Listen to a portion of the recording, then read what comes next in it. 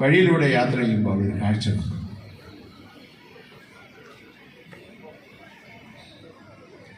ഏതാനും പള്ളികൾ നിശാ ക്ലബ്ബുകളായും പബ്ബുകളായും രൂപപ്പെടുത്തിയിരിക്കുന്നു. ഒരു കാലത്ത് ലോകമെമ്പാടും മിഷണറിമാരെ അയച്ച ദേവാലയങ്ങൾ, തിങ്ങി നിറഞ്ഞ് ആളുകൾ ദൈവത്തെ ആരാധിച്ചുകൊണ്ടിരുന്ന ഇടങ്ങൾ വേക്കൻ്റാണ്, വിൽക്കുകയാണ്. അതിലധികവും വാങ്ങിക്കുന്നത് ഏഷ്യൻ വിശ്വാസികളാണ്. കുറേ പള്ളികൾ മർത്തോമക്കാരും വാങ്ങിച്ചിട്ടുണ്ട്. ഇതെന്നെ ഏറെ ഏറെ അസ്വസ്ഥരാകുന്നു, എന്നെ ഏറെ അസ്വസ്ഥനാണ്. ഏതാനും മാസങ്ങൾക്ക് മുമ്പ് കാനഡയിൽ പോയി.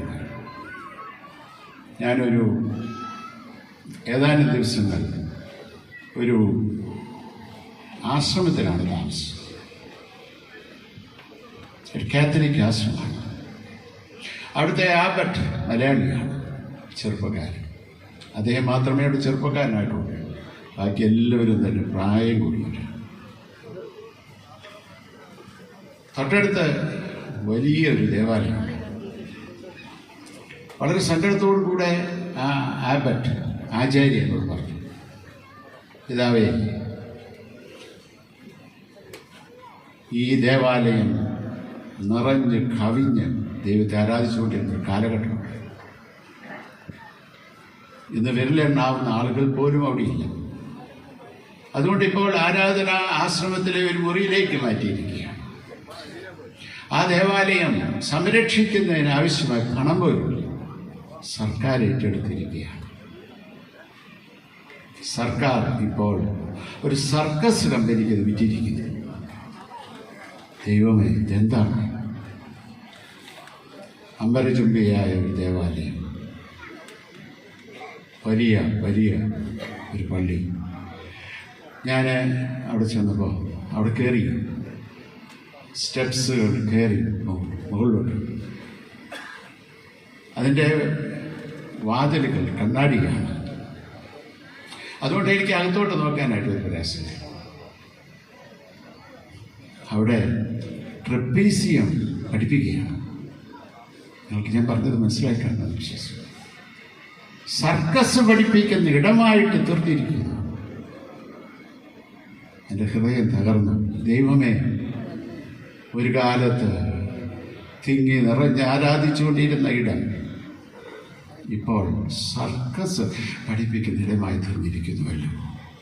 ഇതെന്നെ ഏറെ ഏറെ ഏറെ അസ്വസ്ഥനാണ്. ഞാനൊരു ഭദ്രാസനത്തിൻ്റെ ചുമതല പ്രവേശിച്ചപ്പോൾ അവിടുത്തെ യുവജനങ്ങളെ കാണാനായിട്ടൊരു പരിപാടി ആസ്വദിച്ചു. 16 ഇടങ്ങളിലായി ഞാൻ എൻ്റെ യുവജന സഖ്യാംഗങ്ങൾ വിളിച്ചു. ഏവറേജ് ഒരു 100 പേരെങ്കിലും ഓരോ ഇടത്തും ഉണ്ടായിരുന്നു. ഞാൻ പ്രസംഗിക്കാൻ പോയതല്ല, അവരെ കാണാനും കേൾക്കാനും. ഒരുപാട് ചോദ്യങ്ങൾ അവരെന്നോട് ചോദിച്ചു. എനിക്കറിയാവുന്ന മറുപടിയൊക്കെ കൊടുത്തു. എല്ലാം കഴിഞ്ഞപ്പോൾ ഞാൻ അവരോട് പറഞ്ഞു, ഞാൻ 3 ചോദ്യം നിങ്ങളോട് ചോദിക്കാൻ പോകാം. വളരെ സിമ്പിളായിട്ട് ഞാൻ ചോദിച്ചു, നിങ്ങളുടെയൊക്കെ വീട്ടിൽ കാലത്തും വൈകിട്ടും വീട്ടു പ്രാർത്ഥനയുള്ള എത്ര വീടുണ്ട്? നിങ്ങൾക്ക് ഊഹിക്കാൻ പറ്റുമോ എത്രയുണ്ടാകണം? 6 കൈകൾ ഉയർന്നു. 6 കൈകൾ. ഒരു വീട്ടിൽ നിന്ന് 2 കുട്ടി ഉണ്ടാകാം, ഉണ്ടോ എന്ന് അറിഞ്ഞൂടാ. 6 കൈകൾ മാത്രം. രണ്ടാമത്തെ ചോദ്യം ഞാൻ പറഞ്ഞു, ഇതിൻ്റെ ഉത്തരവാദികൾ നിങ്ങളല്ല, നിങ്ങളുടെ മാതാപിതാക്കളാണ്, പ്രത്യേകിച്ച് അമ്മമാരാണ്. അമ്മമാർ തീരുമാനിക്കാതെ വീട്ടിൽ പ്രാർത്ഥന നടക്കില്ല. എത്ര അപ്പന്മാർ നിശ്ചയിച്ചാലും നടക്കില്ല. അമ്മമാരെ, നിങ്ങൾ കേൾക്കുന്നുണ്ടോ? ഞാൻ വീണ്ടും ചോദിച്ചു, നിങ്ങൾ എത്ര പേർ എല്ലാ ദിവസവും കാലത്തും വൈകിട്ടും വേദപുസ്തകം വായിക്കുന്നവരുണ്ട്? നിങ്ങൾ എത്ര പേർ കാലത്തും വൈകിട്ടും വേദപുസ്തകം വായിക്കുന്നവരുണ്ട്? ഒരു കൈ കൂടെ പൊക്കി. 7. 3 വീണ്ടും ചോദിച്ചു, നിങ്ങൾ എത്ര പേർ കാലത്തും വൈകിട്ടും പ്രാർത്ഥിക്കുന്നവരുണ്ട്? ഒരു കൈ കൊടുക്കും. 8. നിങ്ങളൊരു പക്ഷെ വിചാരിക്കും ഇതാ ഭദ്രാസനത്തിൻ്റെ കുറവാണ്. അല്ല, ഇത് മർത്തോമാ സഭയുടെ പരിച്ഛേദമാണ്. മർത്തോമാ സഭയുടെ മാത്രമല്ല, ഏത് സഭയുടെയും പരിച്ഛേദമാണിത്. യാതൊരു സംശയമില്ല. ഇതെന്നും എന്നെ അസ്വസ്ഥമാക്കിക്കൊണ്ടിരിക്കുന്ന ഒന്നാണ്. എന്നെ അസ്വസ്ഥമാക്കുന്ന ഏതാനും കാര്യങ്ങളാണ് ഞാനിപ്പോൾ നിങ്ങളോട് പറയാനായിട്ട് ശ്രമിച്ചത്. എന്നാൽ അതിലേറെ എന്നെ ഈ നാളുകളിൽ അസ്വസ്ഥമാക്കിക്കൊണ്ടിരിക്കുന്ന ഒരു വിഷയത്തെക്കുറിച്ച് ധ്യാനിക്കണമെന്നാണ് ഞാൻ ഇന്ന് ആഗ്രഹിക്കുന്നത്. അത് കർത്താവിൻ്റെ ഗിരിപ്രഭാഷണത്തിൽ നിന്നുള്ള ഒരു വേദഭാഗമാണ്. മത്തായി എഴുതിയ സുവിശേഷം 5, 6, 7 അധ്യായങ്ങളെയാണല്ലോ ഗിരിപ്രഭാഷണമായി കാണുന്നത്. വളരെ വ്യത്യസ്തമായ ആശയങ്ങൾ ഉള്ള ഒരു 3 അധ്യായങ്ങളാണിത് എന്നും നമുക്കറിയാം. ഒട്ടേറെ വ്യാഖ്യാനങ്ങളും പഠനങ്ങളും ഈ വിഷയത്തെക്കുറിച്ച്, ഈ അധ്യായങ്ങളെക്കുറിച്ച്, കർത്താവിൻ്റെ ഗിരിപ്രഭാഷണത്തെക്കുറിച്ച് നടന്നിട്ടുണ്ട്.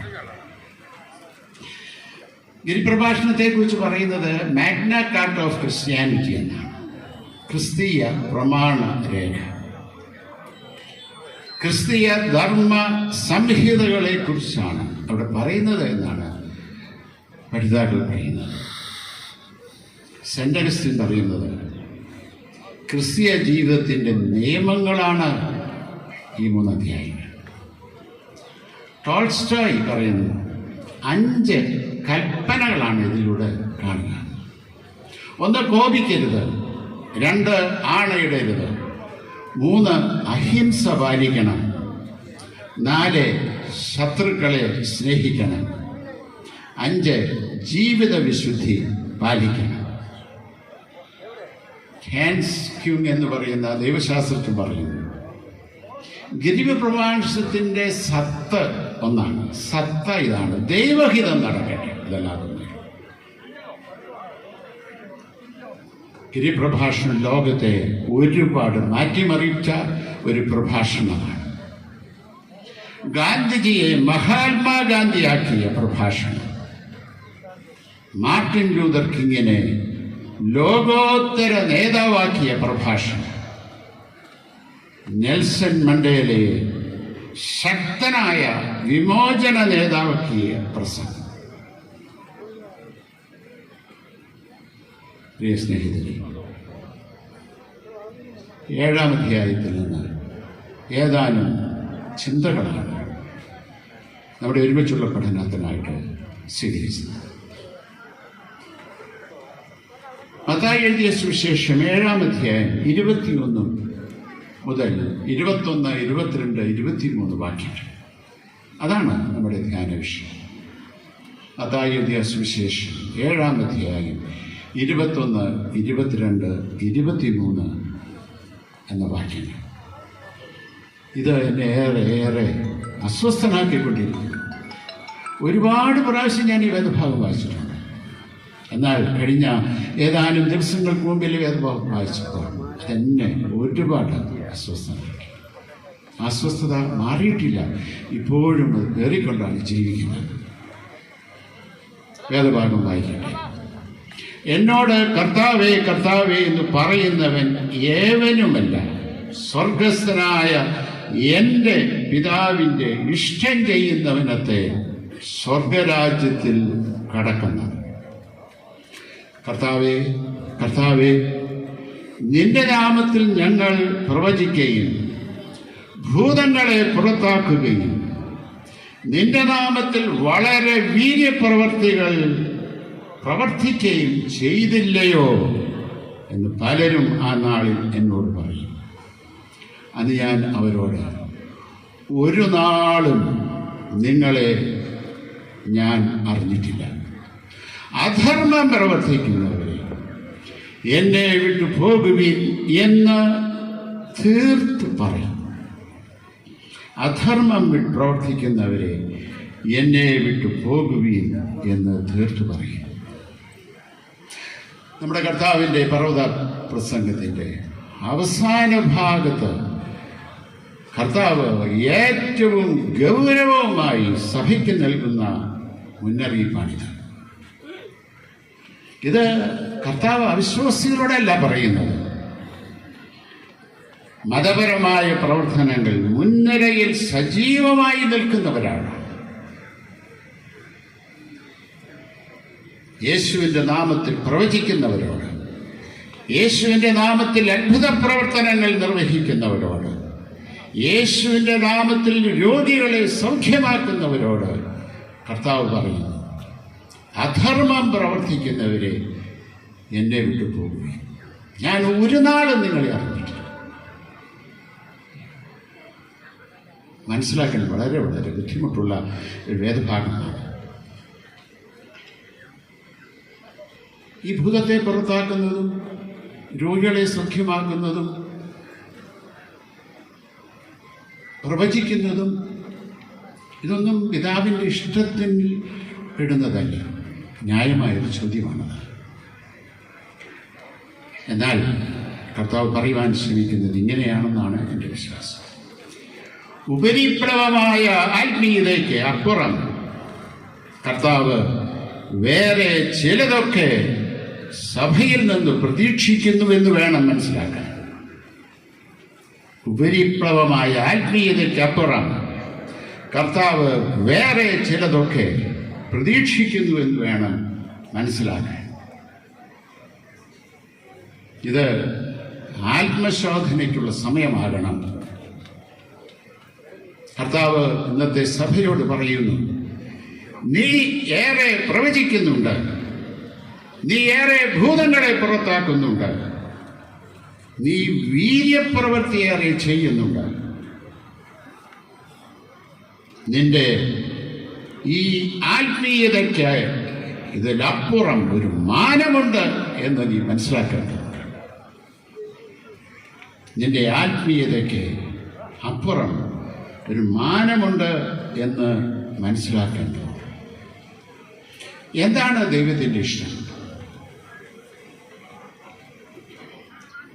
ഇതാണ് ദൈവത്തിൻ്റെ ഇഷ്ടം എന്ന് വളരെ വ്യക്തമായി രേഖപ്പെടുത്തിയിരിക്കുന്ന വളരെയേറെ വേദഭാഗങ്ങൾ ഉൽപ്പത്തി മുതൽ വെളിപാട് വരെ ഉള്ള പുസ്തകങ്ങളുണ്ട്. വളരെയേറെ തിരുവചന ഭാഗങ്ങൾ. എന്നാൽ സമയപരിമിതി മൂലം ഏതാനും കാര്യങ്ങൾ മാത്രം എടുത്ത് ധ്യാനിക്കണം എന്നത്രേ ആഗ്രഹിക്കുന്നു. ഒന്ന്, ഉൽപ്പത്തി പുസ്തകം 1-ാം അധ്യായത്തിൽ ദൈവം തമ്പുരാൻ ലോകത്തെ സൃഷ്ടിക്കുന്ന ചിത്രം വളരെ മനോഹരമായി രേഖപ്പെടുത്തിയിട്ടുണ്ട്. എല്ലാം നന്നായി കണ്ടു, നന്നായി സൃഷ്ടിച്ചു. ഓരോ സൃഷ്ടി കഴിയുമ്പോഴും തമ്പുരാൻ പറയും, good, perfect. When God created this world, everything was in order. എല്ലാം താളാത്മകമായിട്ടാണ് സൃഷ്ടിച്ചത്. തമ്പുരാനും സന്തുഷ്ടനാണ്. അതിനുശേഷമാണ് മനുഷ്യനെ സൃഷ്ടിച്ചത്. എന്നിട്ട് കർത്താവ് പറഞ്ഞു, സമുദ്രത്തിലെ മത്സ്യത്തിന്മേലും ഭൂചര ജന്തുവിന്മേലും വാഴുവീൻ എന്നവരോട് കൽപ്പിച്ചു. 2-ാം അധ്യായം 16-ാം വാക്യത്തിൽ ഇങ്ങനെ പറഞ്ഞു, ഏദൻ തോട്ടത്തിൽ വേല ചെയ്യുവാനും അതിനെ കാപ്പാനും അവിടെ ആക്കി. താൻ നന്നായി സൃഷ്ടിച്ച ലോകത്തെ നന്നായി കാത്തുപരിപാലിക്കുവാൻ വേണ്ടി ദൈവം തൻ്റെ സ്വന്തം സാദൃശ്യത്തിൽ സൃഷ്ടിച്ച മനുഷ്യനെ ചുമതലപ്പെടുത്തി. ഉൽപ്പത്തി പുസ്തകം 2-ാം അധ്യായത്തിൽ പ്രളയശേഷം നോഹയോട് പറയുന്നു, സകലത്തെയും നിങ്ങളെ ഏൽപ്പിച്ചിരിക്കുന്നു, മൃഗങ്ങളുടെ മേലും അതീശത്വവും നൽകുന്നു. പ്രിയ സ്നേഹിതരെ, ദൈവം നന്നായി സൃഷ്ടിച്ച് വേല ചെയ്യുവാനും കാക്കുന്നതിനും വേണ്ടി ഏൽപ്പിച്ച ഈ ലോകത്തിൻ്റെ സ്ഥിതി ഇന്ന് എന്താണ്? ഈ മണ്ണിൻ്റെ സ്ഥിതി എന്താണ്?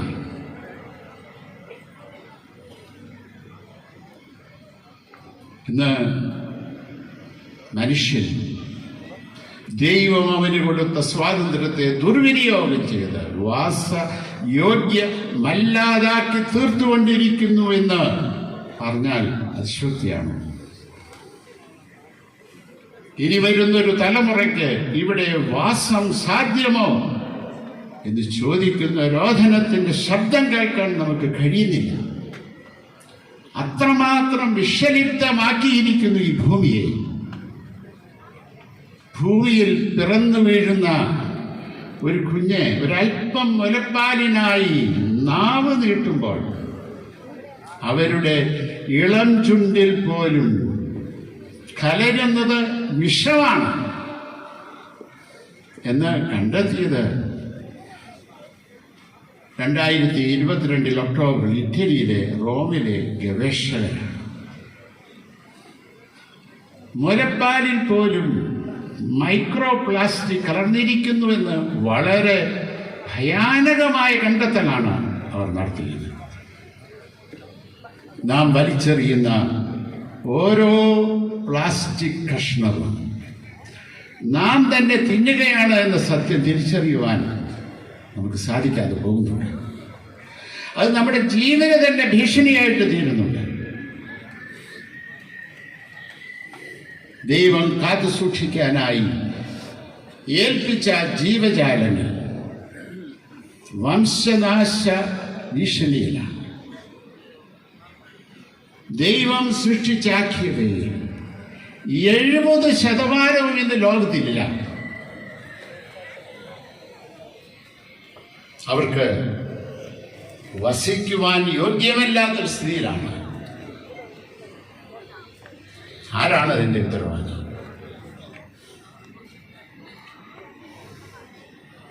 ഉത്തരം പറഞ്ഞേ മതിയാവും.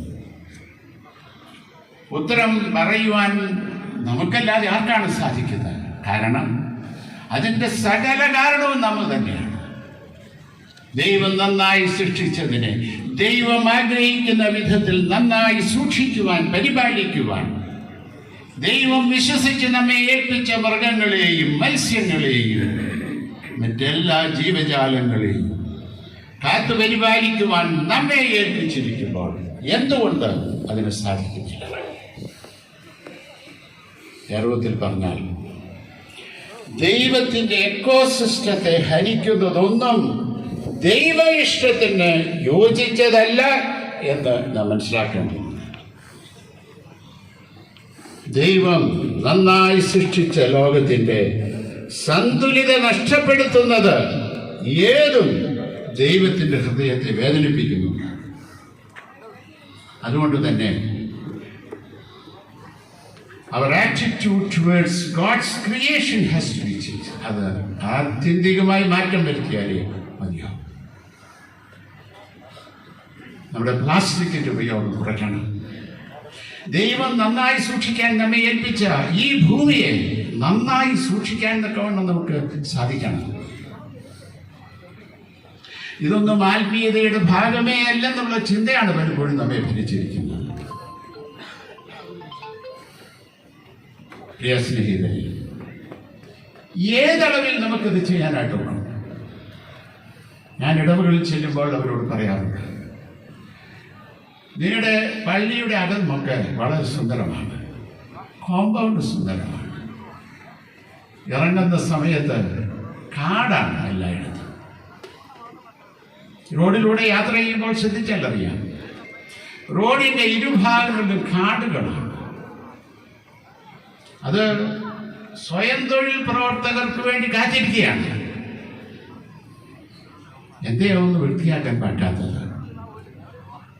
നമ്മുടെ ഇടവകയുടെ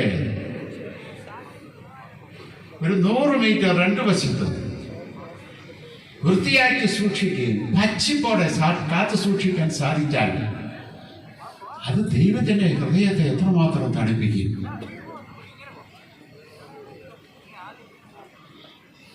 സുന്ദരമായി സൂക്ഷിക്കുവാൻ തക്കവണ്ണം നമുക്ക് സാധിക്കുന്നില്ലെങ്കിൽ ദൈവത്തെ വേദനിപ്പിക്കും.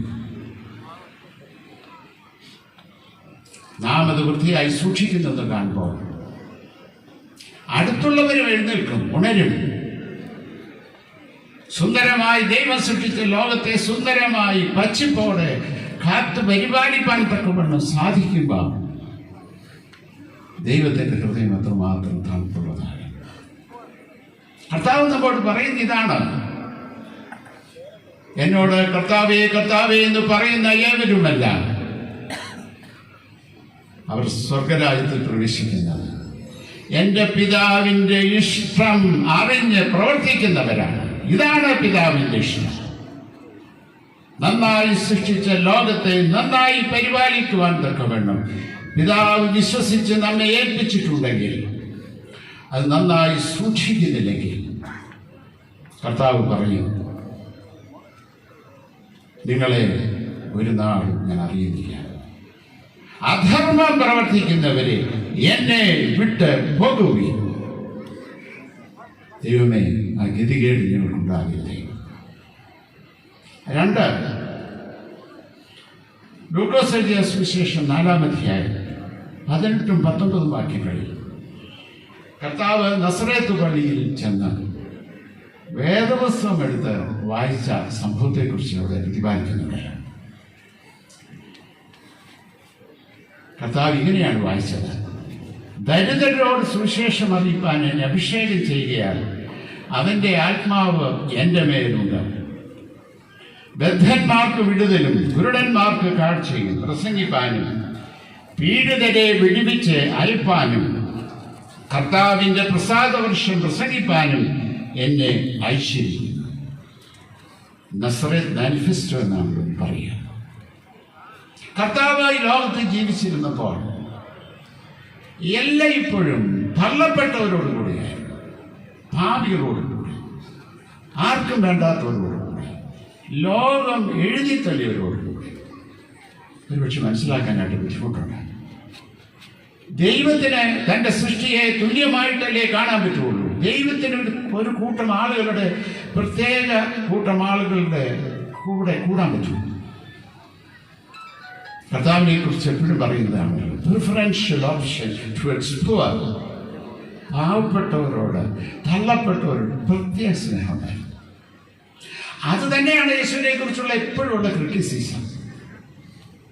ഞങ്ങളെപ്പോലുള്ള മാന്യന്മാരോടൊപ്പം സഹകരിക്കുന്നതിനേക്കാൾ അപ്പുറമായി ഈ പാപികളോടും തള്ളപ്പെട്ടവരോടും ചുങ്കക്കാരോടൊപ്പമാണ് അവൻ സഹകരിക്കുന്നത്. അതാണ് അതിനെക്കുറിച്ച് പറയുന്നത്. ഞാനിപ്പോൾ നിങ്ങളോട് ചോദിക്കട്ടെ, നിങ്ങളുടെ വികാരി അച്ഛനെ കുറിച്ചുള്ള നിങ്ങളുടെ പ്രതീക്ഷ എന്താണ്? എനിക്കറിയാം നിങ്ങൾ പറയുന്ന മറുപടി എന്താണ്. അച്ഛൻ എല്ലാവരെയും ഒരുപോലെ കാണണം. ഒരച്ഛൻ എല്ലാവരെയും ഒരുപോലെ കാണുന്നുണ്ടെങ്കിൽ അതർത്ഥം വേദവസ്തു വായിച്ചിട്ടില്ല എന്നാണ്, കർത്താവിനെ അറിഞ്ഞിട്ടില്ല എന്നാണ്. അങ്ങനെ ചെയ്യാൻ പറ്റുള്ളൂ. എന്തുകൊണ്ടാണ് കർത്താവ് ചിലരോട് പ്രത്യേക സ്നേഹം കാണിച്ചത്? അതിൻ്റെ പുറകിൽ ഒരു ഫിലോസഫി ഉണ്ട്.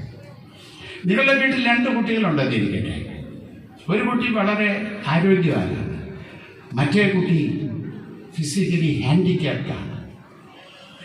നിങ്ങൾ 2 കുട്ടികളെ കുറിച്ചും പറയുന്നത് 2 പേരും എൻ്റെ സ്വന്തം കുട്ടികളാണ്. ഞങ്ങൾ 2 പേരെയും ഒരുമിച്ച് ഒരുപോലെ കാണുകയുള്ളൂ എന്ന് പറഞ്ഞാൽ ഏത് കുട്ടിക്കാണ് ഗുണം കിട്ടാൻ പോകുന്നത്? ആരോഗ്യമുള്ള കുട്ടി. മറ്റേ കുട്ടി തഴയപ്പെടും.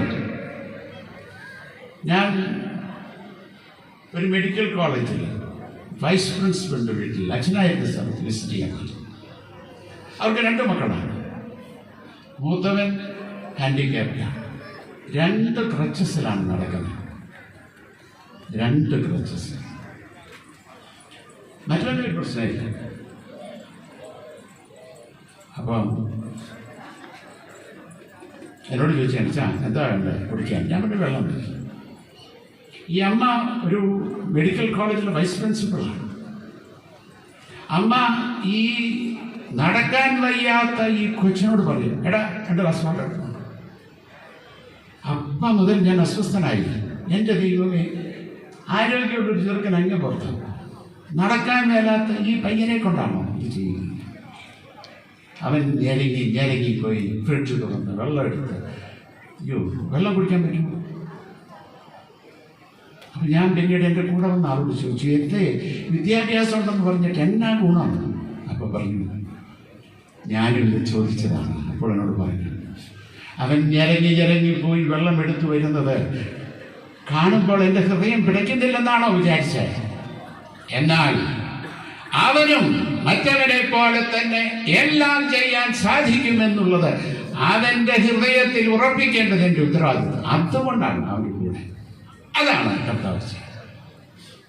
തള്ളപ്പെട്ടവനെ കൈത്താങ്ങൽ കൊടുത്ത് സ്വന്തം കാലിൽ നിൽക്കത്തക്ക വിധത്തിൽ അവനെ ആക്കി തീർക്കുന്ന ആ വലിയ ശുശ്രൂഷ. അവനും സമൂഹത്തിൽ ജീവിക്കുവാൻ അവകാശമുള്ളവനാണ്.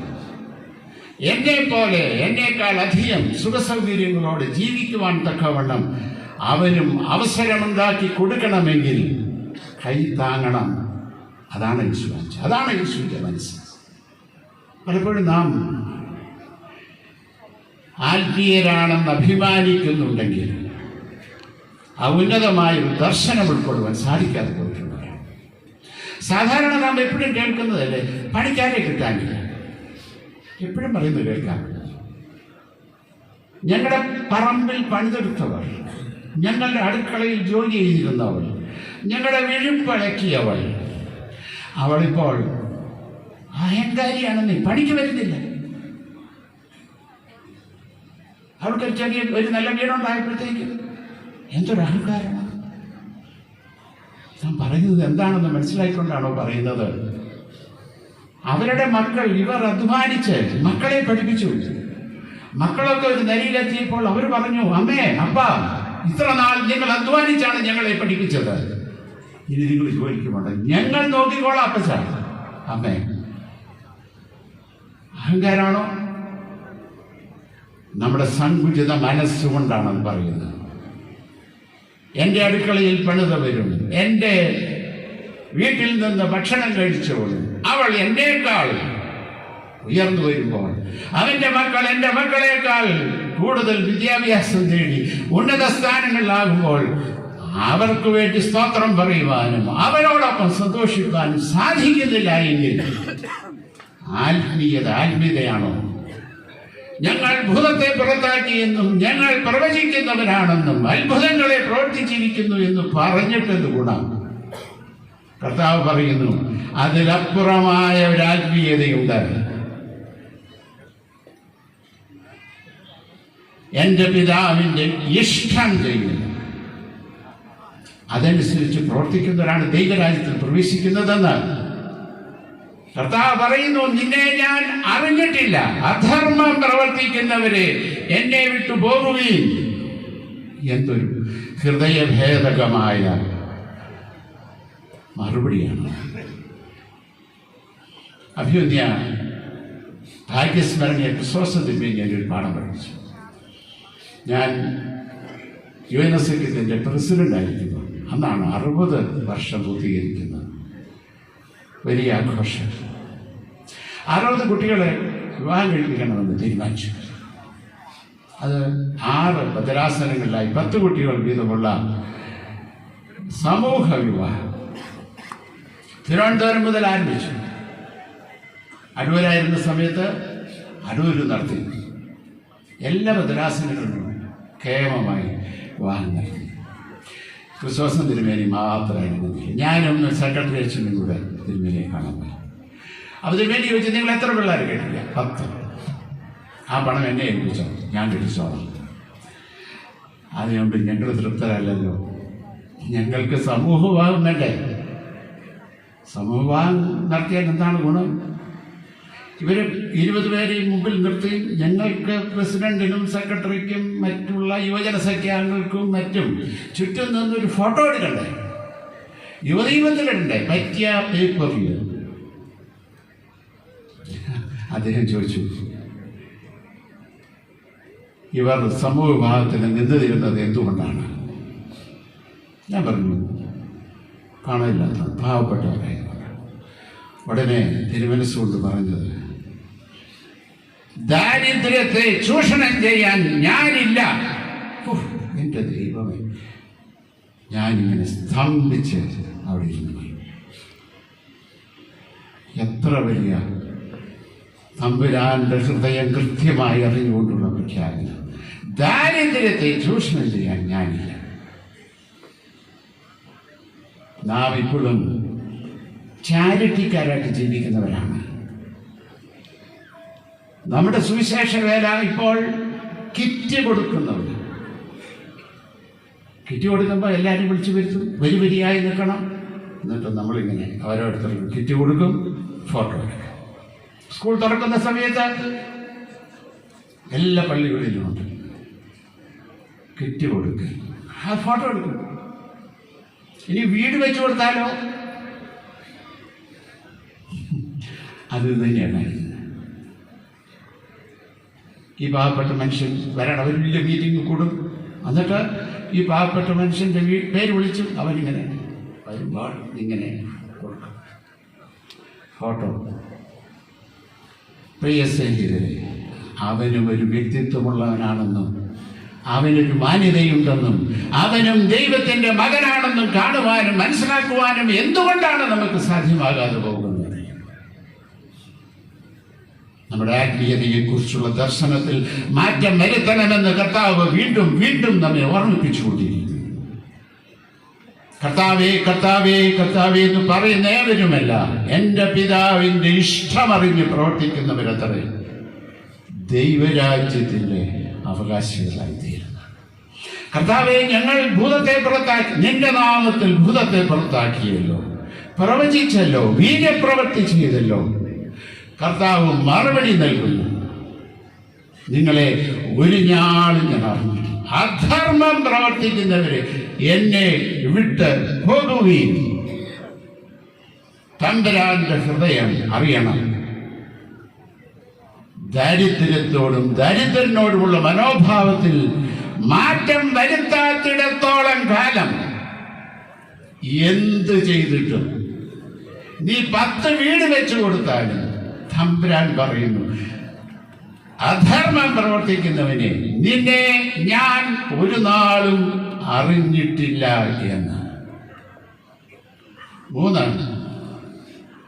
സുവിശേഷങ്ങളിൽ വിശുദ്ധ കുർബാനയെ കുറിച്ച് വളരെ വളരെ വിശദമായി പലയിടങ്ങളിലായിട്ട് രേഖപ്പെടുത്തിയിട്ടുണ്ട്. നിങ്ങളെല്ലാവർക്കും പരിചിതമാണ്. ആ വേദഭാഗമൊന്നും വായിക്കാനായിട്ട് സമയമില്ലാത്തതുകൊണ്ട് ഞാൻ വായിക്കാൻ ശ്രമിക്കുന്നില്ല. എൻ്റെ ചോദ്യം പലപ്പോഴും, എന്തിനാണ് കർത്താവ് വിശുദ്ധ കുർബാന ആരംഭിച്ചത്? കർത്താവ് അന്ത്യത്താഴ് നാൾ അപ്പം എടുത്തു, വാഴ്ത്തി നുറുക്കി ശിഷ്യർക്ക് കൊടുത്തു. This is my body broken for you. ഉടനെ കപ്പെടുത്തു, വൈനെടുത്തു, എന്നിട്ട് പറഞ്ഞു, this is my blood shed for you, do it remembrance of. അവിടെ അവസാനിച്ചില്ല.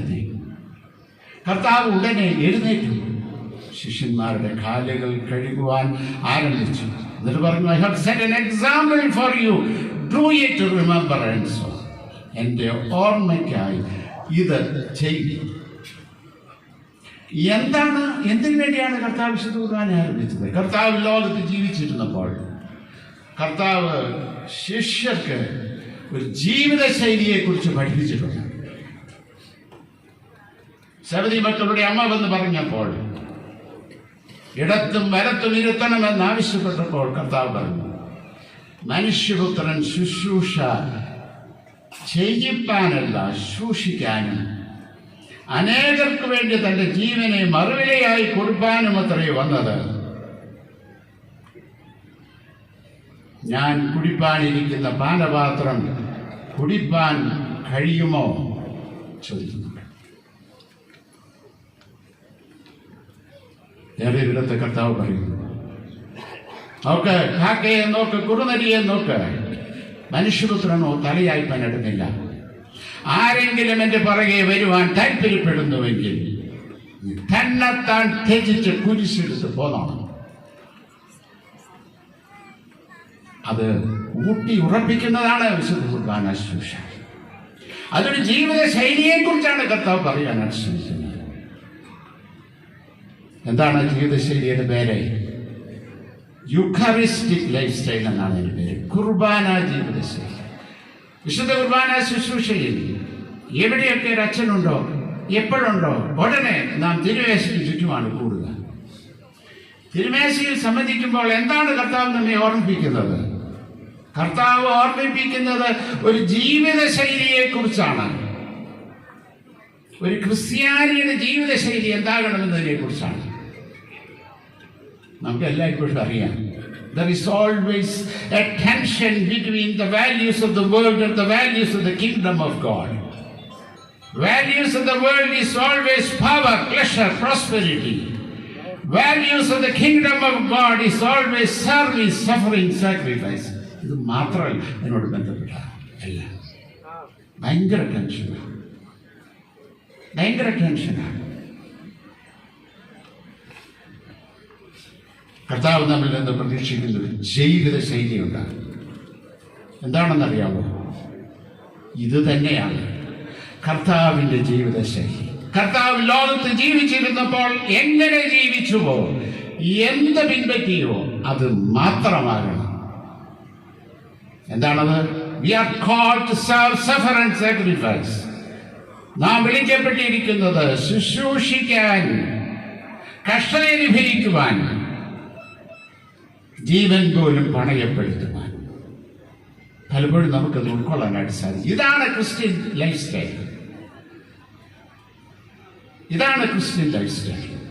ഇത് ഒരു കാരണവശാലും ഉൾക്കൊള്ളാൻ നമുക്കിന്ന് സാധിക്കുന്നില്ല. ഇത് ഓർമ്മിപ്പിക്കാൻ വേണ്ടിയാണ് കർത്താവ് വിശുദ്ധ കുർബാന ശുശ്രൂഷ ആരംഭിച്ചത്.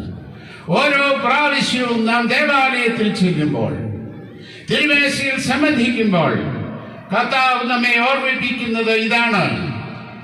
Follow the life style. ഇതാണ് എന്നെ കുറിച്ച് ഉദ്ദേശിക്കുന്നത്. ലോകത്തിന്റെ മൂല്യങ്ങളോട് നോ എന്ന് പറയുവാനും ദൈവരാജ്യ മൂല്യങ്ങളോട് യെസ് എന്ന് പറയുവാനും ഒരുപക്ഷെ നമുക്ക് സാധിക്കുന്നുണ്ടോ എന്ന ചോദ്യം പ്രസക്തമാണ്. നമുക്കിഷ്ടം ലോകമൂല്യങ്ങളുടെ പുറകെ പോകാനാണ്.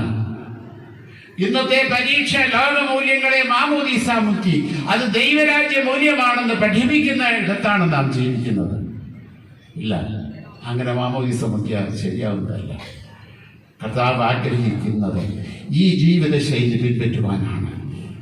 ഓരോ പ്രാവശ്യവും നാം തിരുമേശയിൽ സംബന്ധിക്കുമ്പോൾ നാം പറയുന്നതാണ്, എൻ്റെ കർത്താവേ, നീ ഞങ്ങൾക്ക് കാണിച്ച ജീവിതശൈലി പിൻപറ്റുവാൻ ഞാനിതാ എന്നെ തന്നെ പുനഃപ്രതിഷ്ഠ ചെയ്യുന്നു.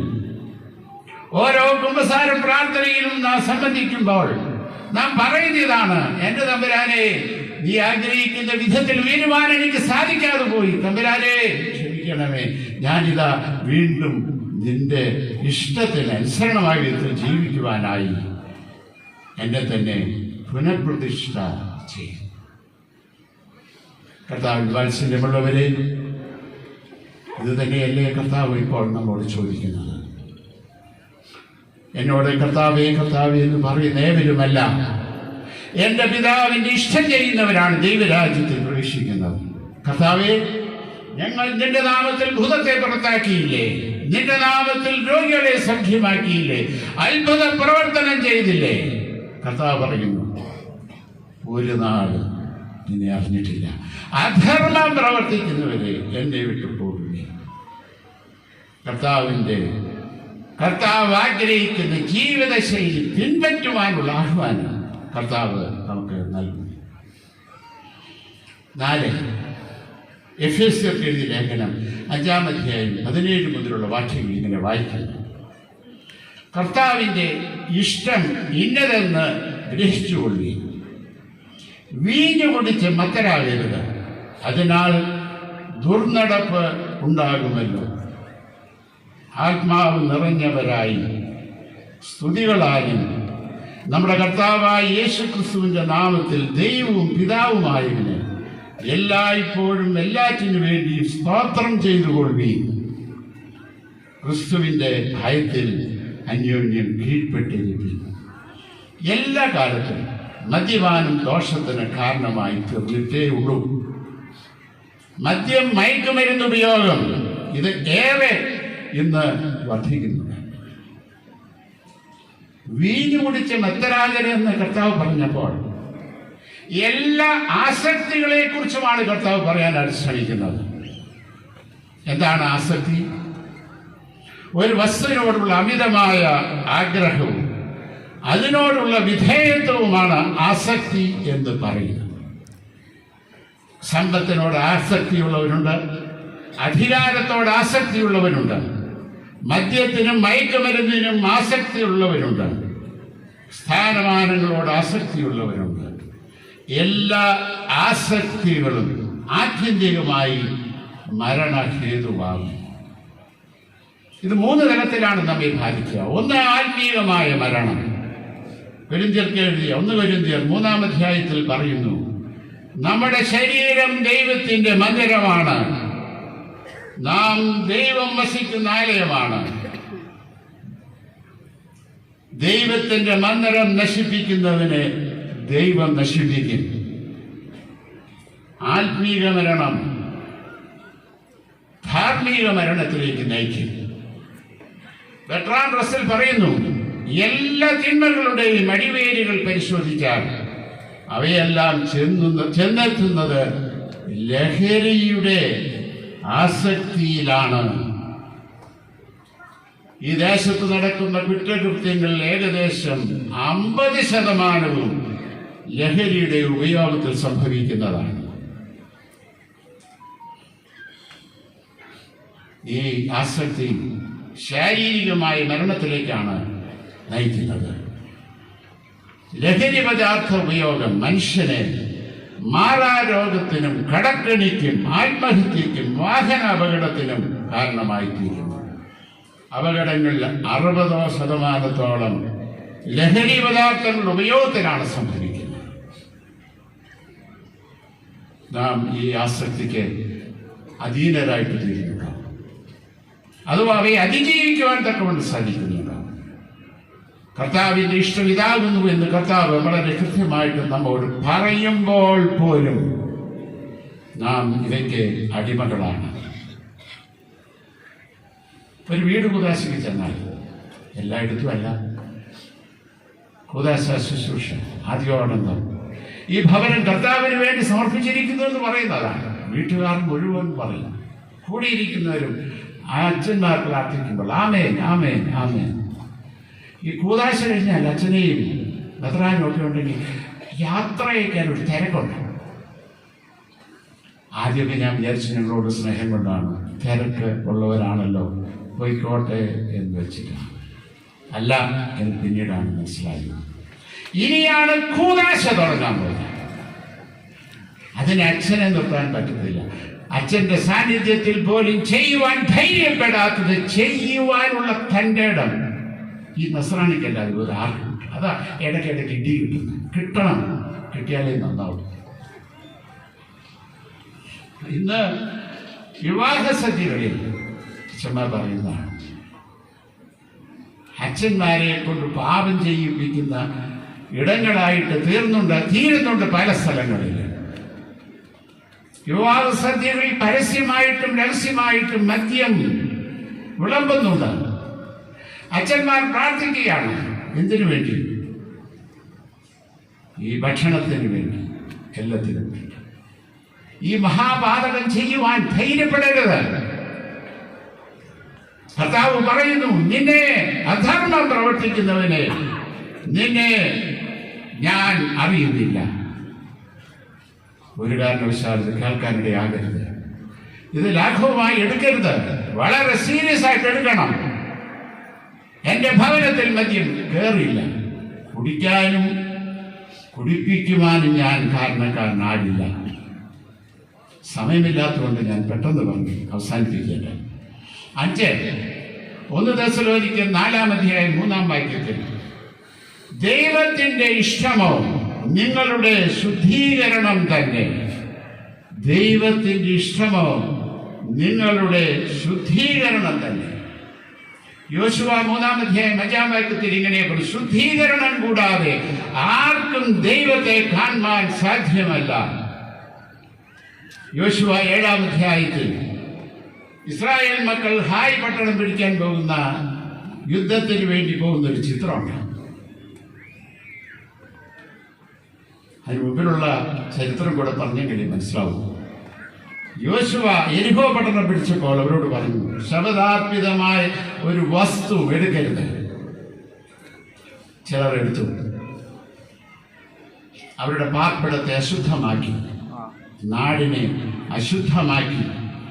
എളുപ്പത്തിൽ പിടിക്കാമെന്ന് കരുതിയിരുന്ന ഹായ് പട്ടണത്തിൽ അവർ പരാജിതരായി. അവർ അശുദ്ധരായപ്പോൾ ഇസ്രായേൽ മക്കൾ പരാജിതരായി. കൂടാരത്തിൽ അശുദ്ധി നിറഞ്ഞപ്പോൾ ഇസ്രായേൽ പരാജയപ്പെട്ടു.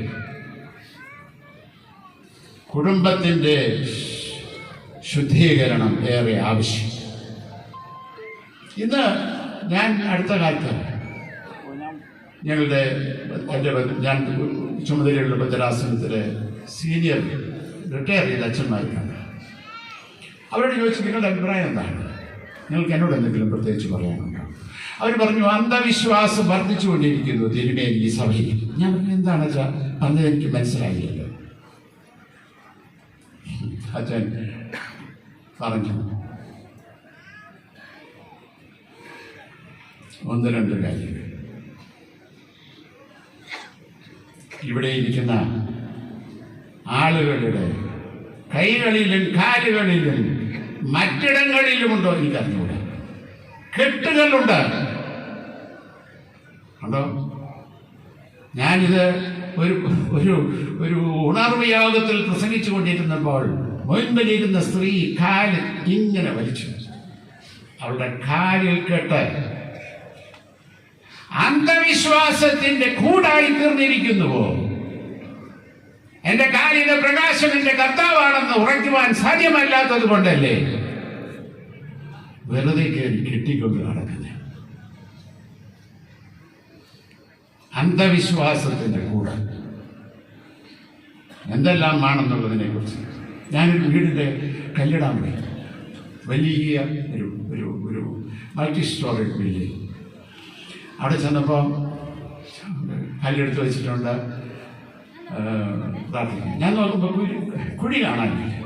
ഞാൻ ചോദിച്ചു, എവിടെ ഇത് ഇടുന്നത്? അത് ബേസ്മെന്റിലാണ് ഇടുന്നത്. ഞാൻ പറഞ്ഞത് അങ്ങോട്ട് പോവാം. അയ്യോ വേണ്ടതില്ല, ഇവിടെ മതി. ഞാൻ അങ്ങോട്ട് അവിടെ ചെന്നപ്പോൾ നിങ്ങൾക്ക് ഊഹിക്കാവുന്ന കാര്യങ്ങളേ ഉള്ളൂ. ഞാൻ സ്റ്റേജിൽ നിന്ന് എങ്ങനെ പറയുമെന്ന് എനിക്ക് അറിഞ്ഞൂടെ, പറയാതിരിക്കാനും പറ്റില്ല. അവിടെ വേറെന്തൊക്കെയോ നടന്നു കഴിഞ്ഞിരിക്കുകയാണ്.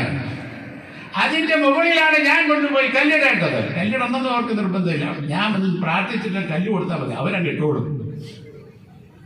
അന്ധവിശ്വാസികളെ, ദൈവത്തെയും മാമോനെയും ഒരുപോലെ സ്നേഹിക്കാമെന്നും സേവിക്കാമെന്നും നിങ്ങൾ കരുതുന്നുണ്ടെങ്കിൽ കർത്താവ് പറയുന്നു, നീ ദിനംതോറും ഉപവസിച്ചാലും എല്ലാ ഞായറാഴ്ചയും വിശുദ്ധ കുർബാന കൊണ്ടാലും കർത്താവ് പറയുന്നു, നിന്നെ അധർമ്മം പ്രവർത്തിക്കുന്നവനെ നിന്നെ ഒരു നാളും ഞാൻ അറിഞ്ഞിട്ടില്ല.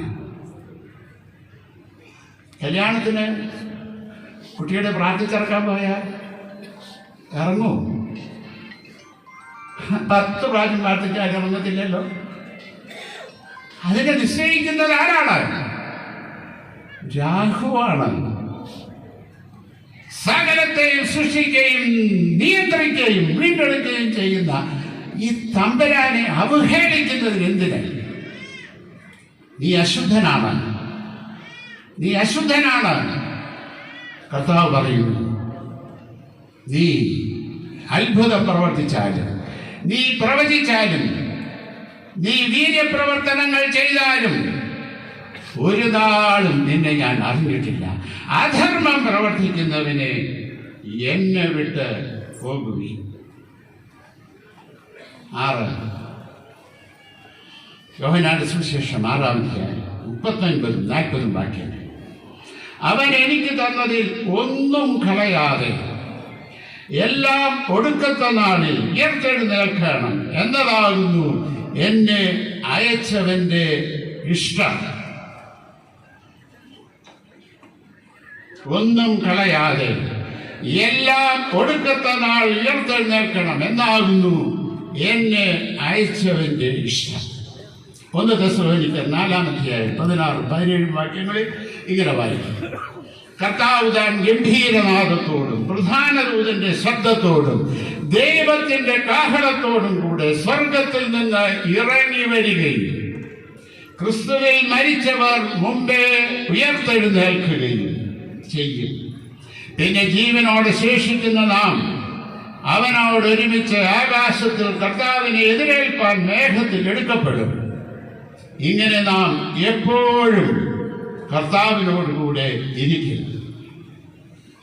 20-ാം വാക്യം, പുത്രനെ നോക്കിക്കൊണ്ട് അവനിൽ വിശ്വസിക്കുന്ന ഏവനും നിത്യജീവൻ ഉണ്ടാകണമെന്നാകുന്നു എൻ്റെ പിതാവിൻ്റെ ഇഷ്ടം. ദൈവത്തിൻ്റെ പരമമായ ഇഷ്ടം രോഗികളെ സൗഖ്യമാക്കുക, പ്രവചിക്കുക, വീര്യപ്രവൃത്തികൾ നിർവഹിക്കുക എന്നതിൽ ഒതുങ്ങുന്നതല്ല. അവന്റെ മനസ്സറിഞ്ഞ ലോകത്തിൽ ജീവിക്കുന്നതാണ്. പ്രിയ സ്നേഹിതരെ, അടുത്ത ദിവസം ഒരു സംഭവം ഉണ്ടായി. എനിക്ക് ഒരു ഫോൺ കോൾ കിട്ടി.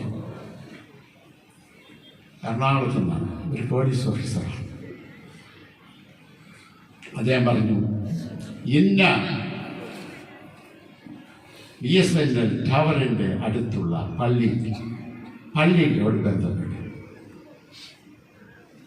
അവിടുത്തെ ഒരു കുഞ്ഞിനെ പോലീസ് അറസ്റ്റ് ചെയ്തു.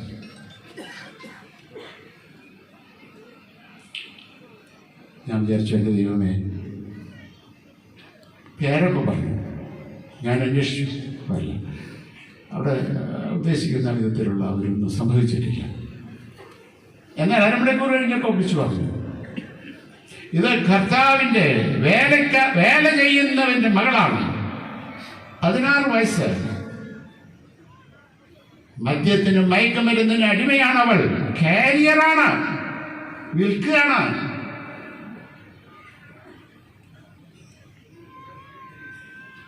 കർത്താവേ, എന്നെ ഇത് അസ്വസ്ഥമാക്കുന്നില്ലേ? എന്നെ കേൾക്കുന്ന നിങ്ങൾക്ക് അസ്വസ്ഥത വരുന്നില്ലേ? നിങ്ങളുടെ മകളല്ല എന്നുള്ളത് കൊണ്ട് ഒരു പക്ഷേ നിങ്ങൾക്ക് സ്വസ്ഥത ഉണ്ടാകാം.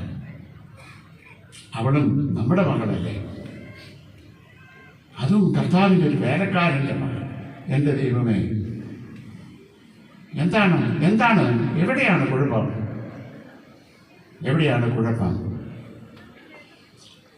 തലമുറകളെക്കുറിച്ച് ദുഃഖിക്കുന്നവരാണ് ഏവരും.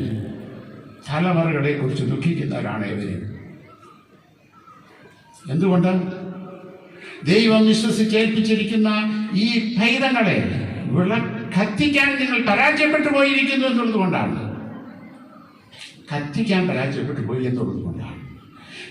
വിശുദ്ധ മാമോദീസ ശുശ്രൂഷ സമയത്ത് കുഞ്ഞുങ്ങളെ കയ്യിലേൽപ്പിച്ച് മാമോദീസയ്ക്ക് ശേഷം പ്രധാന കാർമ്മികൻ ഈ വിധത്തിൽ ഓർമ്മിപ്പിക്കും, നിങ്ങൾ ഈ പൈതലിന് വേണ്ടി ക്രമമായി പ്രാർത്ഥിക്കണം. ഈ പൈതൽ വളർന്നു വരുന്നതനുസരിച്ച് കർത്താവായ യേശു മിശിഹായുടെ വിശ്വാസത്തിലും സഭയുടെ ഉപദേശത്തിലും ഈ പൈതലിനെ വളർത്തിക്കൊണ്ടുവരേണ്ടത് നിങ്ങളുടെ ചുമതലയാണ്. നിങ്ങൾ എല്ലാ കാര്യങ്ങളിലും ഈ പൈതലിന് മാതൃകയായിരിക്കണം. ഈ പൈതൽ വളർന്ന് പ്രായമാകുമ്പോൾ സ്വയമായി സാത്താനെ ഉപേക്ഷിക്കുന്നു, മിശിഹായെ കൈക്കൊള്ളുന്നു എന്ന് പരസ്യമായി ഏറ്റുപറയത്തക്ക വിധത്തിൽ ഈ പൈതലിനെ അഭ്യസിപ്പിക്കണം.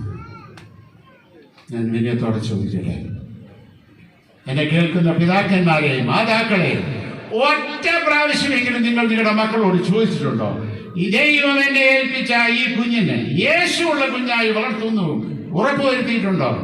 നിങ്ങൾ നല്ല കുട്ടികളെ വളർത്തുന്നുണ്ടാകാം, അതല്ല യേശുവുള്ള കുട്ടിയെ വളർത്തുക.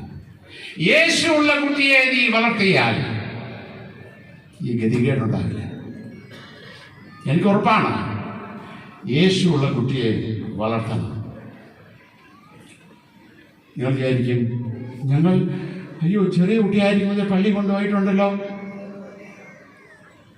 സൺഡേ സ്കൂളിൽ കൊണ്ടുപോയിട്ടുണ്ടല്ലോ. സഭ പറഞ്ഞത് മാതാപിതാക്കളോടാണ്, തലതൊട്ട അപ്പനോടാണ്, അമ്മയോടാണ്. ഈ കുഞ്ഞ് യേശുവിനെ കർത്താവും രക്ഷിതാവുമായി സ്വീകരിച്ചിരിക്കുന്നു എന്ന് ഉറപ്പുവരുത്തേണ്ട ചുമതല നിന്റേതാണ്. അത് വേറെ ആരെയും ഏൽപ്പിക്കാൻ പറ്റത്തില്ല. എനിക്ക് എൻ്റെ സൺഡേ സ്കൂൾ അധ്യാപകരോട് പറയുവാനുള്ളത്, നിങ്ങൾ ബിരുദ പരീക്ഷയ്ക്ക് വേണ്ടി കുട്ടികളെ നന്നായി ഒരുക്കുന്നുണ്ടെന്ന് എനിക്കറിയാം. 15 വർഷക്കാലം ഈ കുട്ടി നിങ്ങളുടെ കയ്യിലൂടെ കടന്നുപോയിട്ട് 15 വർഷം കഴിഞ്ഞ് സൺഡേ സ്കൂൾ വിടുമ്പോൾ യേശുവാണ് എൻ്റെ കർത്താവ്, രക്ഷിതാവ്, ദൈവം, എല്ലാം എല്ലാം എല്ലാം ഈ തമ്പുരാനാണെന്ന് പറയുവാൻ തക്കവണ്ണം സാധിക്കുന്നില്ല എങ്കിൽ തമ്പുരാന്റെ സന്നിധിയിൽ നിൽക്കുമ്പോൾ തമ്പുരാൻ നിങ്ങളോട് ചോദിക്കും, ഞാൻ വിശ്വസിച്ച് നിന്നെ ഏൽപ്പിച്ചത് എവിടെ? മാതാപിതാക്കളെ നിങ്ങളോട് ചോദിക്കും, മറുപടി കൊടുക്കേണ്ട ഗതികേടുണ്ടാകരുത്. അതേ കർത്താവേ, ഇതിന് നാം പരാജയപ്പെട്ടു പോയിട്ടുണ്ട്, സമ്മതിച്ചേ പറ്റൂ. അതിൻ്റെ ലക്ഷണമാണ് ഞാൻ യുവജനസംഘത്തിൽ ചോദിച്ചപ്പോൾ പ്രാർത്ഥിക്കുന്നവരുണ്ടോ, വേദപുസ്തകം വായിക്കുന്നവരുണ്ടോ ചോദിച്ചപ്പോൾ കിട്ടിയ മറുപടി എന്ന് നിങ്ങൾക്ക് മനസ്സിലായി കാണുമെന്നാണ് എൻ്റെ വിശ്വാസം. ഈ ചോദ്യം നാം നമ്മോട് തന്നെ ചോദിക്കണം. നാം ഉറക്കം നടിക്കുന്നുണ്ട്, ഏറെ ഉറക്കം നടിക്കുന്നുണ്ട്. ഉറക്കം നടിക്കുന്നവരെ ഉണർത്താൻ പ്രയാസമാണ്, ഉറങ്ങുന്നവരെ ഉണർത്തുവാൻ വളരെ എളുപ്പമാണ്. ഉറക്കം നടിക്കുന്നവരെ ഉണർത്തണമെങ്കിൽ ഒറ്റ വഴിയേ ഉള്ളൂ. എന്താണെന്നറിയാമോ? തീക്കൊള്ളി കൊണ്ട് കുത്തണം. എൻ്റെ പ്രാർത്ഥന ഇതാണ്, എൻ്റെ കർത്താവേ, നീ സഭകളെ തീക്കൊള്ളി കൊണ്ട് കുത്തണം. ഈ കുത്തല നടന്നുകൊണ്ടിരിക്കുകയാണ്. കുത്തി കിട്ടും, എന്നാലേ ഉണരൂ.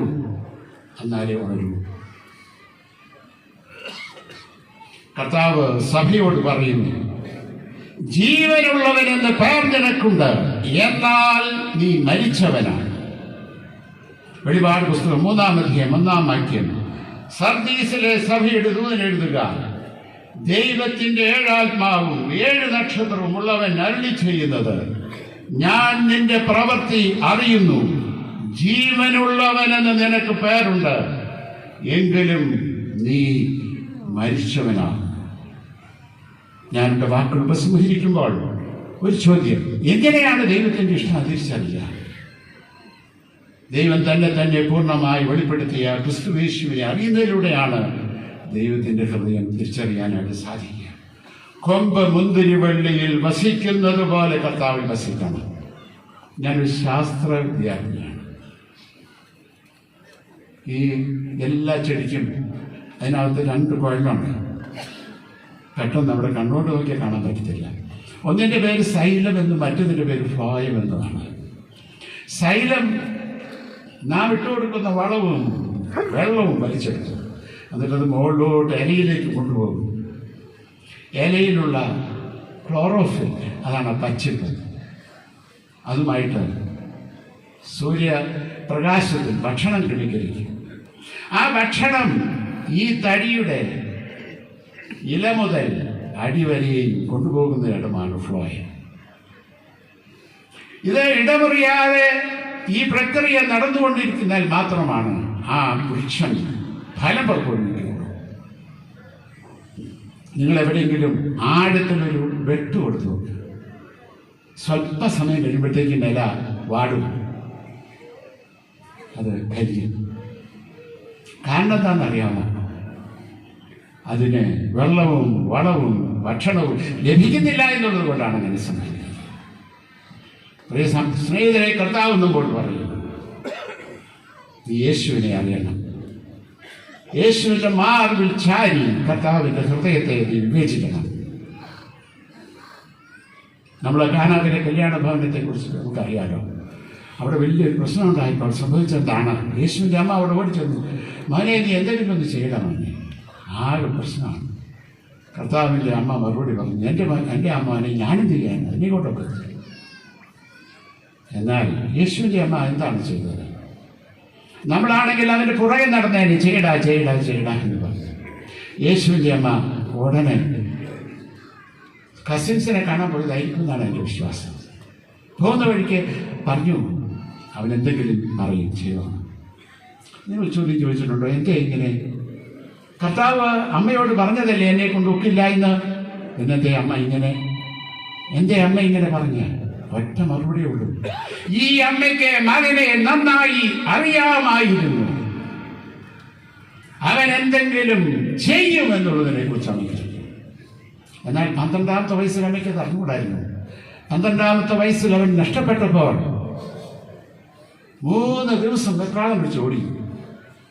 ചെറുപ്രായത്തിൽ മുഴുവൻ നടന്നത് മുഴുവനും മനസ്സിൽ സംഗ്രഹിച്ചെങ്കിലും അമ്മയ്ക്ക് കൃത്യമായി മകനെ അറിയാമായിരുന്നുവെങ്കിൽ അന്ന് ജോസഫിനോട് പറഞ്ഞേനെ, അച്ചായ എവിടെ കൊണ്ടെന്നേ അവൻ പള്ളി കാണും.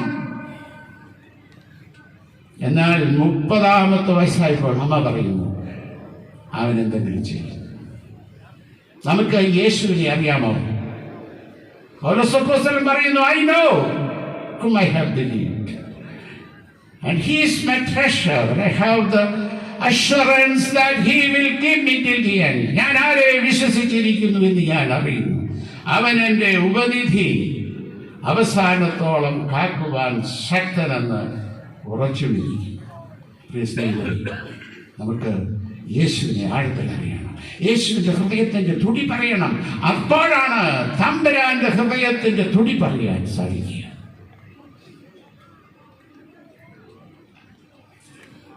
കർത്താവ് പർവ്വത പ്രസംഗം ഇങ്ങനെയാണ് ഉപസംഹരിക്കുന്നത്. മത്തായി 7:24-27 വരെയുള്ള ഭാഗ്യം. ആകയാൽ എൻ്റെ ഈ വചനങ്ങളെ കേട്ട് ചെയ്യുന്നവനൊക്കെയും പാറമേൽ വീട് പണിത ബുദ്ധിയുള്ള മനുഷ്യനോട് തുല്യനാകുന്നു. വൻമഴ ചൊരിഞ്ഞു, നദികൾ പൊങ്ങി, കാറ്റടിച്ചു, ആ വീട്ടിന്മേൽ അലച്ചു. അത് പാറമേൽ അടിസ്ഥാനമുള്ളതാകയാൽ വീണില്ല. എൻ്റെ വചനങ്ങളെ കേട്ട് ചെയ്യാത്തവനൊക്കെയും മണലിന്മേൽ വീട് പണിത മനുഷ്യനോട് തുല്യനാകുന്നു. വൻമഴ ചൊരിഞ്ഞു, നദികൾ പൊങ്ങി, കാറ്റടിച്ചു, ആ വീട്ടിന്മേൽ അലച്ചു. അത് വീണു, അതിൻ്റെ വീഴ്ച വലിയതാണ്. സ്നേഹിതരെ, ഞാൻ എൻ്റെ വാക്കുകളെ ഉപസംഹരിക്കുന്നു ഒരു ചെറിയ പ്രാർത്ഥനയോടെ, ഒരു ചെറിയ ആശംസയോടെ. കർത്താവേ, നീ ഞങ്ങളെ അസ്വസ്ഥരാക്കണമേ. കർത്താവേ, നിന്റെ മക്കളാകുന്ന ഞങ്ങൾ തമ്പുരാന്റെ വചനം കേട്ടനുസരിച്ച് പാറമേൽ വീട് പണിത ബുദ്ധിയുള്ള മനുഷ്യനോട് തുല്യനാകും വരെയും കർത്താവേ, ഞങ്ങളെ അസ്വസ്ഥരാക്കണമേ. കർത്താവേ, നീ ഞങ്ങളുടെ ഉറക്കം കെടുത്തണമേ. കർത്താവേ, നിന്റെ ഇഷ്ടമാണ് എൻ്റെ ഇഷ്ടം, എൻ്റെ ഭവനത്തിൻ്റെ ഇഷ്ടം, എൻ്റെ സഭയുടെ ഇഷ്ടം. അതിലപ്പുറമായി ഒന്നും സംഭവിക്കയില്ല എന്ന് ഉറപ്പായി ഏറ്റുപറയും വരെ കർത്താവേ, ഞങ്ങളുടെ ഉറക്കം കെടുത്തണമേ. എന്നോട് കർത്താവേ കർത്താവേ എന്ന് പറയുന്നവർ ഏവനുമല്ല, സ്വർഗസ്ഥനായ എൻ്റെ പിതാവിൻ്റെ ഇഷ്ടം ചെയ്യുന്നവനത്രേ സ്വർഗരാജ്യത്തിൽ കടക്കുന്നത്. കർത്താവേ കർത്താവേ, നിന്റെ നാമത്തിൽ ഞങ്ങൾ പ്രവചിക്കുകയും ഭൂതങ്ങളെ പുറത്താക്കുകയും നിന്റെ നാമത്തിൽ വളരെ വീര്യപ്രവർത്തികൾ പ്രവർത്തിക്കുകയും ചെയ്തില്ലയോ എന്ന് പലരും ആ നാളിൽ എന്നോട് പറയും. അന്ന് ഞാൻ അവരോട്, ഒരു നാളും നിങ്ങളെ അറിഞ്ഞിട്ടില്ല. അധർമ്മം പ്രവർത്തിക്കുന്നവരെ എന്നെ വിട്ടുപോകുകയും എന്ന് തീർത്ത് പറയും. ആമേൻ. പ്രാർത്ഥിക്കാം.